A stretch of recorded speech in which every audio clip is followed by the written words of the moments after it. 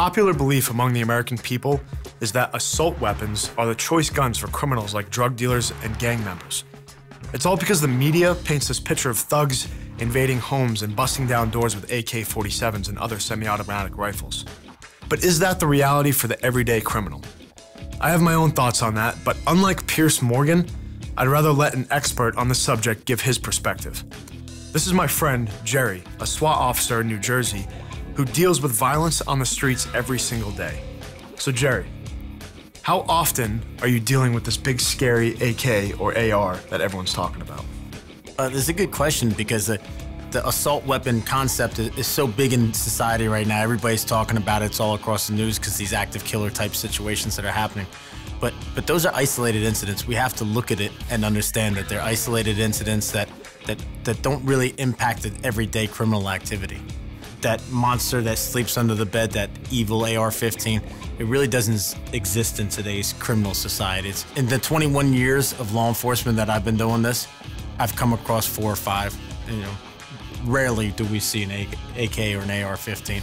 We're really talking about 2–3% of criminal activity, and that's including these active killing situations that involve AR-15s and AK-47s, and we don't see them on a daily basis. I rarely see them, and I work in a really progressive town.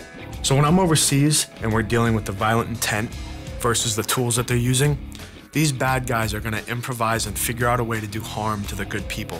No matter what laws or no matter what things we try to do and implement, the guys are gonna figure it out. Whether it's driving an 18-wheeler into an outstation, or it's building an improvised weapon, or an AK, or a blade, they're gonna do harm and they're gonna figure it out. So when I'm overseas and we're dealing with that type of scenario in those situations, it's no different when you talk about the violent intent versus the tools than it is right here on our own soil. Oh, absolutely. All our laws are based off of culpability. They're all based off did the actor knowingly or purposely do what he did. No matter what the tool is, whether it's a knife, a blunt striking object, a gun, a car, it's all the same thing. We have to prove intent in which it was used for. And in today's society, we're seeing bladed weapons and blunt striking objects and closed fists and beatings long before we'll see any gun activity. Are any of these gun laws being debated right now even relevant to your job? In the end, they'll have no impact on criminal activity at all. None at all. Where it will create more criminal activity is the average everyday citizen that gets caught with these guns and high-capacity magazines and assault weapons now, that laws that didn't exist before. They'll be part of our national crime statistics because they'll now be the violent criminal that possess these horrible weapons. And politicians will exploit this by saying, we've made 25% more gun arrests. Yeah, they were our citizens. They were the people that had their liberties and freedoms restricted. Once they put these high-capacity magazines and the assault weapon ban back into place, I'll be locking up the average everyday citizen, and we'll consider those violent crime offenders.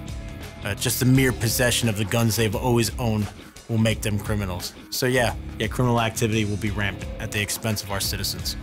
It is unbelievable how we let the media corrupt this debate so far away from addressing the real problems we face as a nation.